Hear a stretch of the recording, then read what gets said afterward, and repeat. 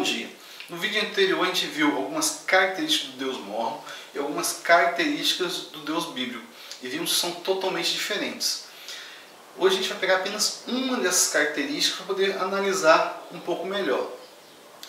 Então eu resolvi falar sobre a criação. O que a Igreja Mormon ensina sobre o seu Deus em relação à criação? Eu vou colocar aí duas referências para vocês poderem ler. A primeira está no Manual do Instituto de Doutrina e Convênios e também no Jornal de Discurso. A segunda, no Manual do Instituto do Velho Testamento e no Milagre do Perdão. Quem conhece o Deus bíblico e já leu aí, já deve estar espantado. O quê? É isso mesmo? É isso aí que eles ensinam. Qual o ensinamento deles? O Deus mormon não criou nada. Toda a matéria sempre foi existente, é eterna, de eternidade a eternidade. E o Deus mormon apenas pegou essa matéria e formou as coisas. Ele não consegue formar nada, ele não consegue criar nada, ele só forma as coisas das matérias que já existem.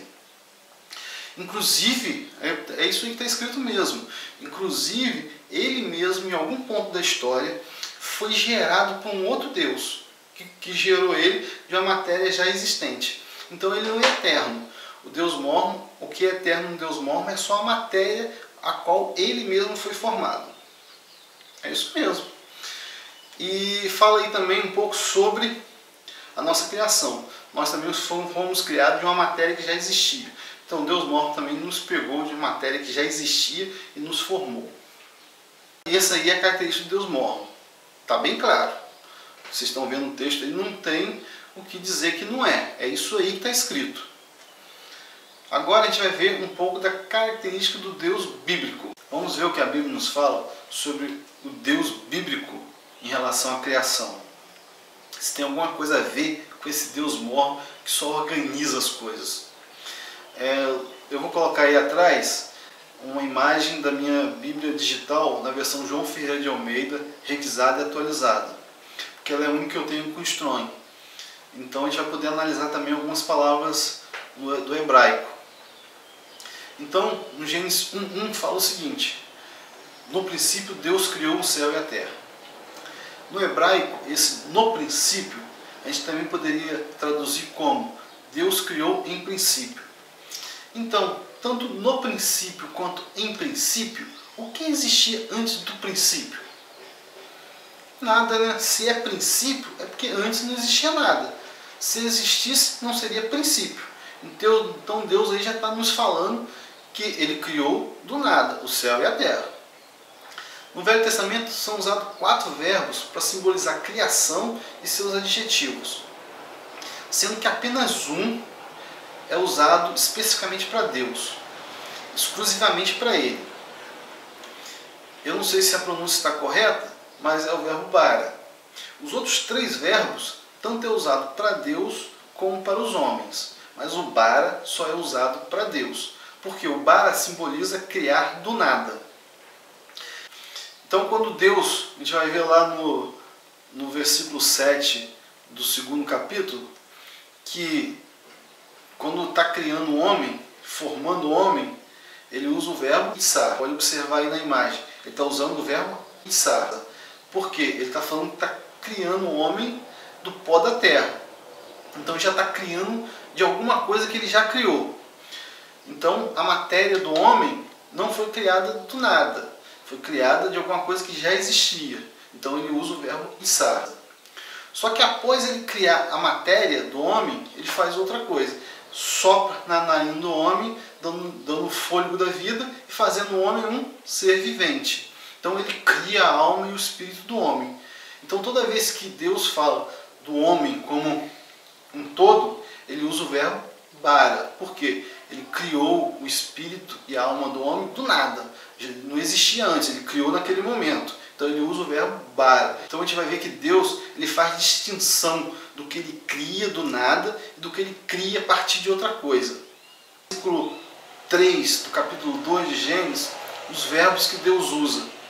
E Deus abençoou o dia 7º e o santificou, porque nele descansou de toda a sua obra, que Deus criara e fizera.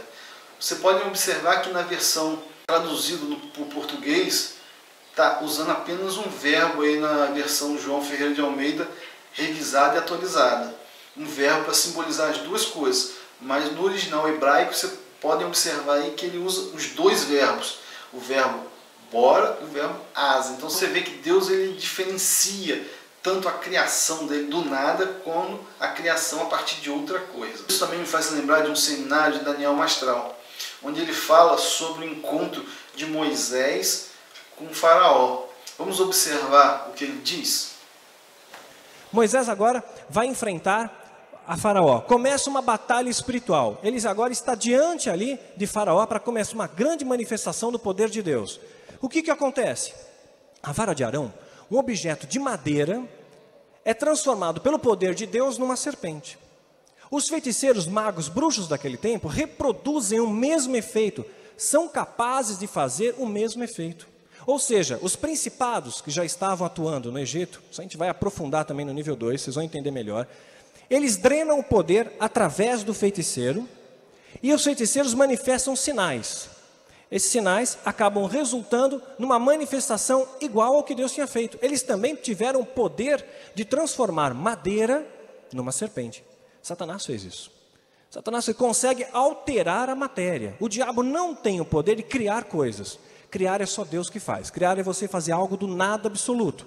Mas Satanás tem o poder sim de alterar a matéria.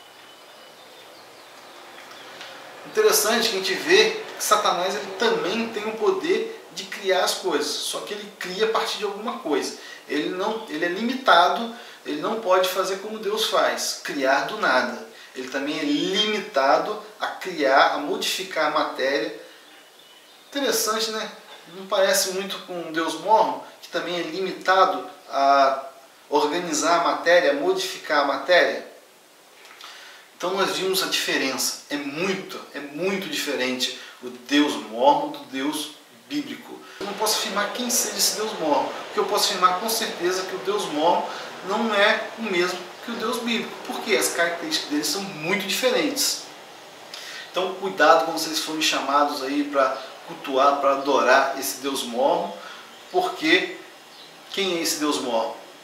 Eu não sei quem é, eu sei que não é o mesmo Deus bíblico. Então cuidado aí, vamos analisar, vamos pensar bem na hora de tomar nossas decisões. A paz de Cristo para